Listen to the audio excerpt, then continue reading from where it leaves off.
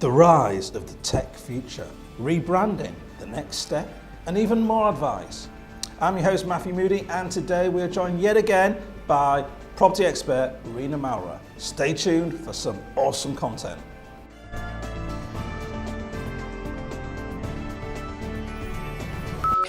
Hello and a warm welcome back to Property TV. Now if you haven't yet subscribed, then what are you waiting for? Subscribe on the link below, because that means that as soon as we release the next episode, you get instant notification, and you better watch it and get ahead of your peers and find out what's really happening in the property industry right now.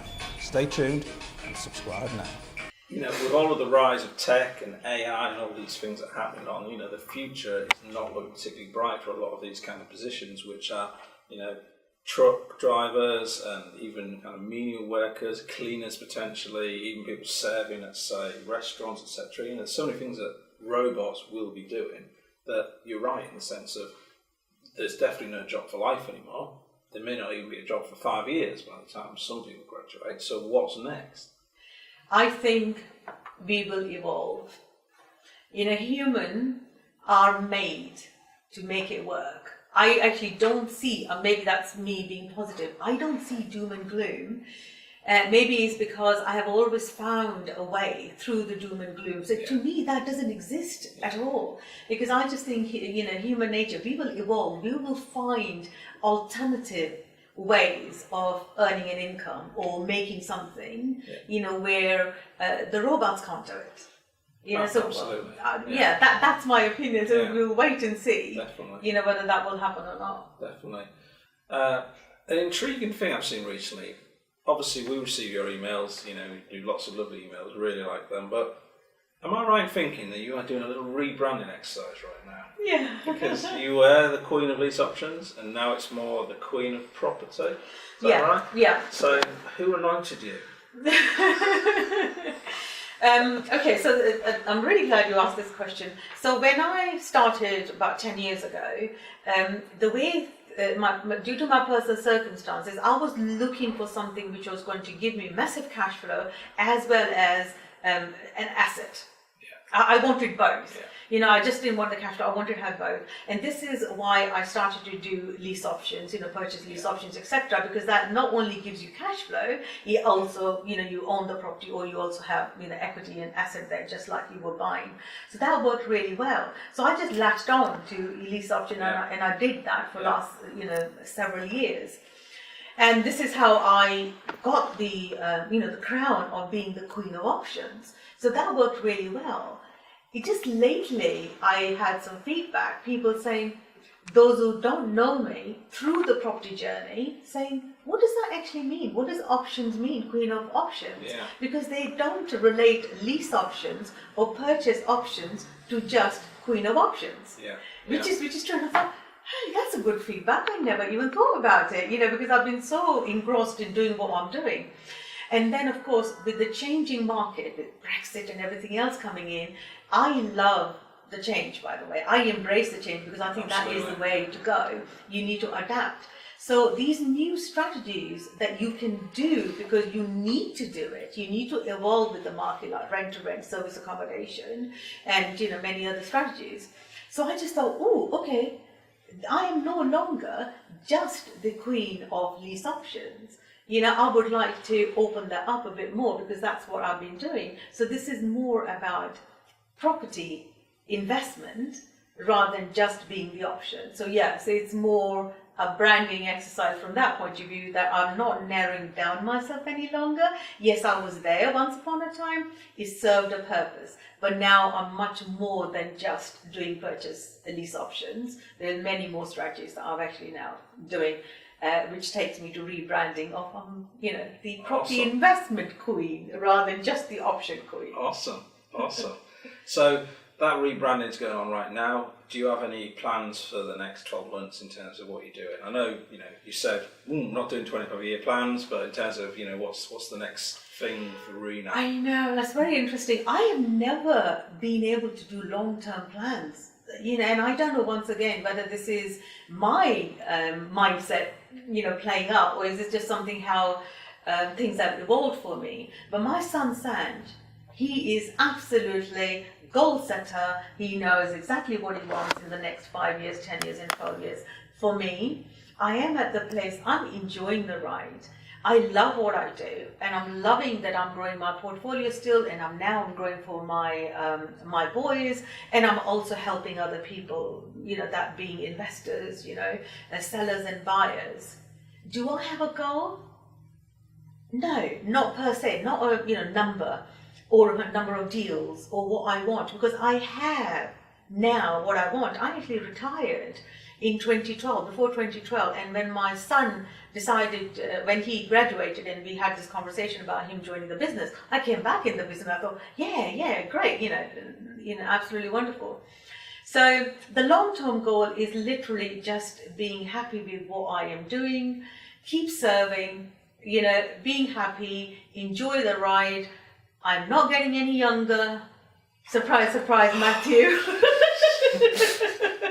My boys are growing, but I look at them and say, oh my God, just when they were toddlers, and look at them now. And it's just a wonderful place to be.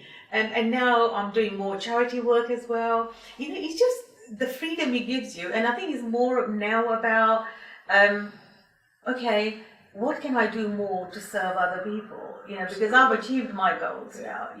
I've done what I needed to do for my boys. What else can I do for other people?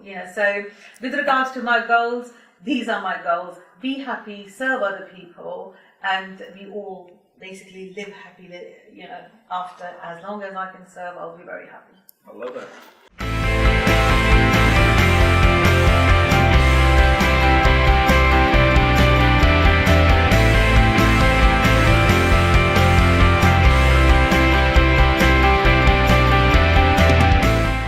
I think the whole kind of 25-year planning is, again, a lot of these things come from America, right?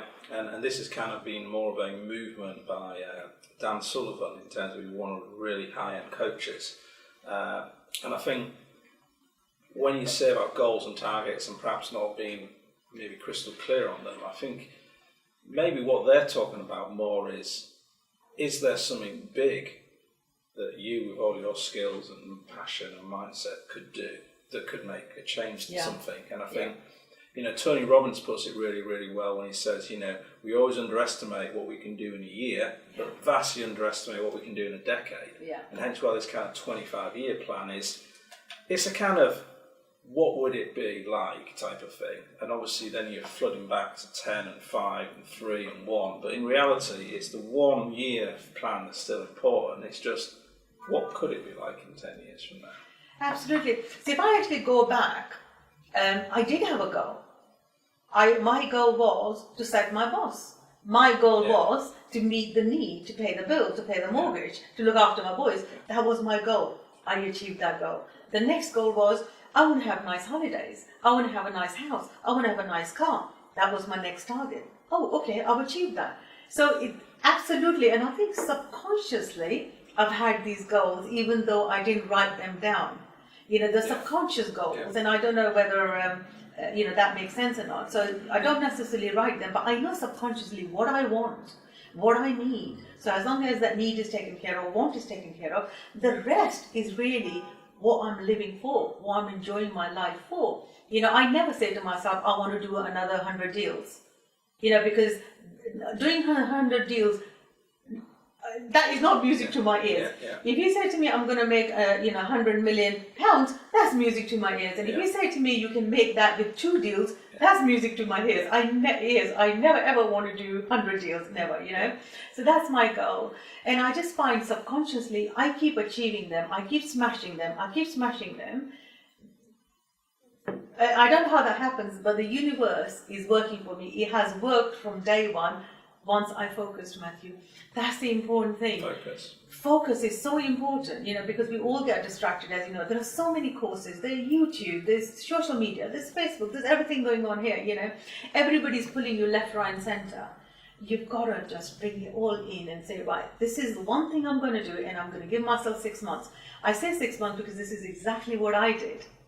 I gave myself 6 months and I said, I'm going to focus on this one and I'm going to make it work. And that's another thing, the belief system.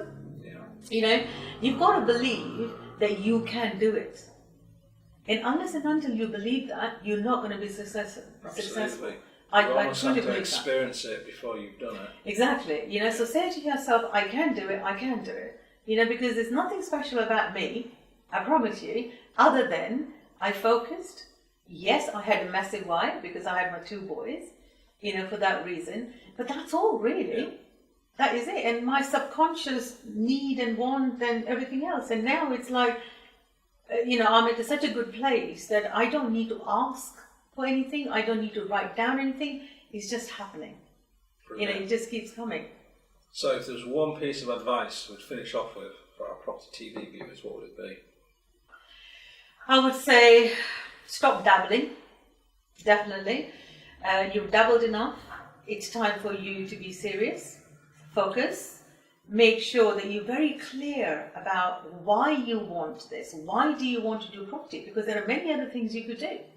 I have tried Forex, I've tried stocks, not for me. Property is for me. So it's about having that clarity, and then giving it time. So many times I see people start on something, it doesn't work, and they say, that didn't work, move on to something else. No, don't do that. Give itself, that particular strategy due time. I promise you, if you give yourself the time to do it and persist, you will be successful in anything you do. I truly believe that. So awesome. that's, yeah. I love it. So thanks so much for watching another scintillating episode of Property TV. We hope you enjoyed it as much as we enjoyed putting it together for you. And remember, stay tuned for the next episode coming up very, very soon. And remember, don't wait to buy property and wait. We'll see you soon. Bye-bye.